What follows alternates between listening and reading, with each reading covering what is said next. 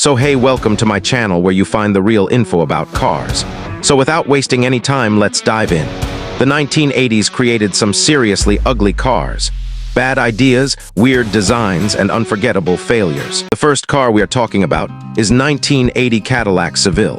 The 1980 Cadillac Seville is remembered less for its luxury and more for one of the most controversial rear designs in automotive history, the infamous bustleback trunk. Cadillac claimed this unusual design was inspired by classic European coach-built sedans, particularly Rolls-Royce models of the 1930s. However, what looked elegant on pre-war British luxury cars felt completely out of place on a modern American sedan. The front of the Seville was conservative and unmistakably Cadillac, but the moment you reached the rear, everything fell apart. The trunk appeared almost tacked on, as if it belonged to a different vehicle altogether. Instead of flowing lines, the rear abruptly jutted outward, breaking visual harmony. Many critics felt the design looked unfinished or even accidental. Cadillac's intention was to stand out in an era where luxury cars were shrinking due to fuel regulations. Unfortunately, the bustleback didn't signal prestige, it signaled confusion. Buyers expected Cadillac to represent timeless elegance, not experimental styling risks. While the Seville still offered luxury interiors and smooth driving, the exterior design overshadowed everything else. Public reaction was sharply divided.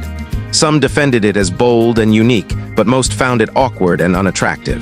The design aged poorly, quickly becoming a symbol of over-designed excess rather than innovation. Even today, the bustleback Seville is frequently cited in lists of the ugliest cars ever made. Ironically, the Seville's notoriety has given it a strange legacy. It's instantly recognizable, unforgettable, and a reminder that luxury brands aren't immune to design miscalculations. The 1980 Seville stands as a lesson in how borrowing classic ideas without modern balance can turn elegance into embarrassment. The second is 1984 Ford Tempo. The 1984 Ford Tempo represents a different kind of ugliness, not shocking or bizarre, but painfully bland. Designed during a time when practicality and efficiency were priorities, the Tempo succeeded commercially but failed aesthetically. Its thick, blocky proportions and flat surfaces made it blend into traffic almost too well. Nothing about the Tempo's design was offensive on its own, yet nothing was inspiring either. The boxy body, narrow headlights, and conservative stance gave it a generic look that felt more like an appliance than an automobile. Ford wasn't trying to make a statement. It was trying to sell a car to the masses, and visually it played it extremely safe. Ironically, this visual dullness helped the Tempo sell well. Buyers appreciated its simplicity, affordability, and practicality. However, from a design standpoint, it lacked identity. There was no defining feature, no memorable line, no emotional appeal.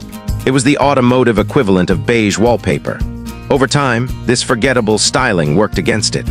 While many 1980s cars developed cult followings or nostalgic charm, the Tempo faded into obscurity. When remembered at all, it's usually as an example of how commercial success doesn't equal good design. The Ford Tempo proves that ugliness doesn't always mean outrageous styling. Sometimes it's the absence of character that earns a spot on worst design lists.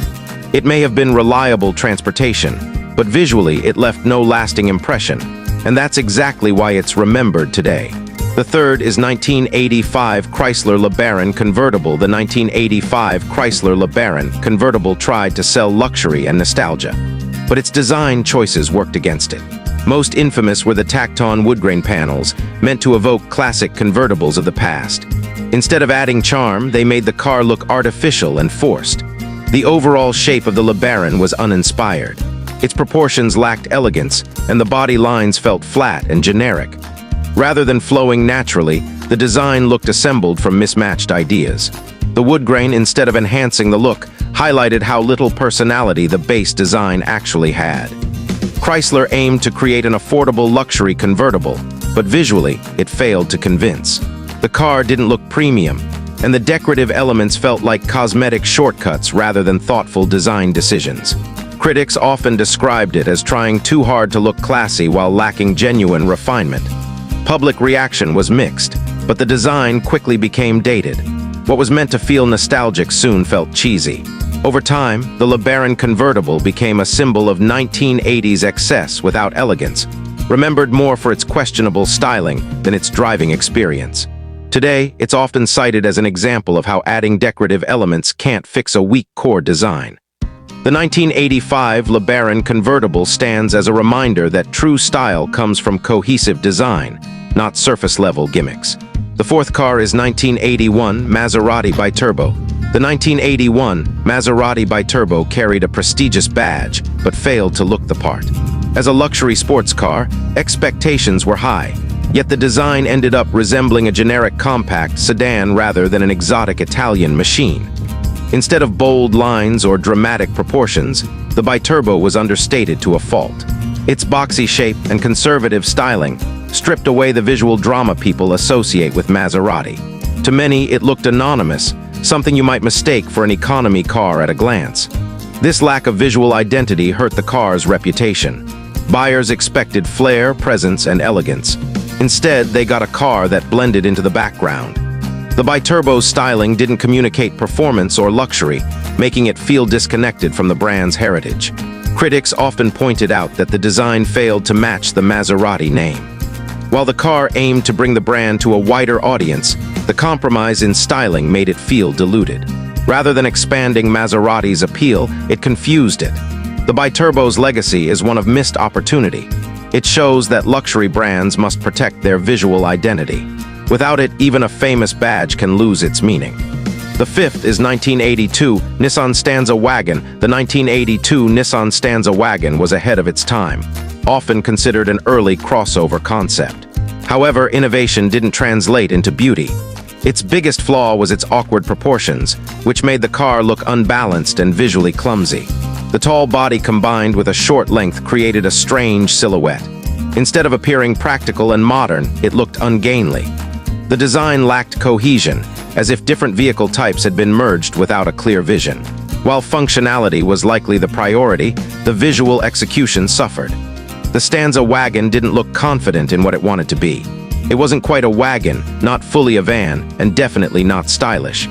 As time passed, later crossovers refined the idea with better proportions and smoother lines. In comparison, the Stanza Wagon feels like an awkward first draft. It earns its place on ugly car lists not because it was useless, but because its design lacked refinement. Sixth one is 1983 Glenfrome Facet. The 1983 Glenfrome Facet is less a car and more a design shock. Based on a Range Rover, this custom conversion replaced smooth curves with extreme angular shapes. The result looked less like a luxury vehicle and more like an industrial accident on wheels. Every angle was sharp, every surface exaggerated. Instead of enhancing the Range Rover's presence, the Facet distorted it. The design felt aggressive in the wrong way, harsh, mechanical, and uncomfortable to look at. Rather than futuristic, it felt impractical and excessive. The Facet lacked visual harmony, making it difficult to identify any cohesive theme. It was bold, yes, but boldness without balance quickly turns into ugliness. The Glenfrome Facet remains a cautionary tale about custom design. Just because something is unique doesn't mean it's attractive. Its legacy is purely visual, and not in a good way. Our last ugly car is 1985 Yugo. The 1985 Yugo became infamous for many reasons, but its cheap and simplistic design sealed its reputation. Built to be budget-friendly, the Yugo looked exactly like what it was: low cost. The boxy shape, minimal detailing, and basic proportions made it feel unfinished. Nothing about the design tried to inspire confidence or pride of ownership. It was transportation stripped to the bare minimum. While affordability was its selling point, the visual compromise was severe. The Yugo quickly became a punchline, symbolizing poor quality and bad design. Today, it's remembered less as a car and more as a cultural joke. Its place on ugly car lists is almost guaranteed. If you enjoyed this video, don't forget to like, subscribe, and hit the bell for more car stories. Comment below which 1980s car you think was the ugliest of them all.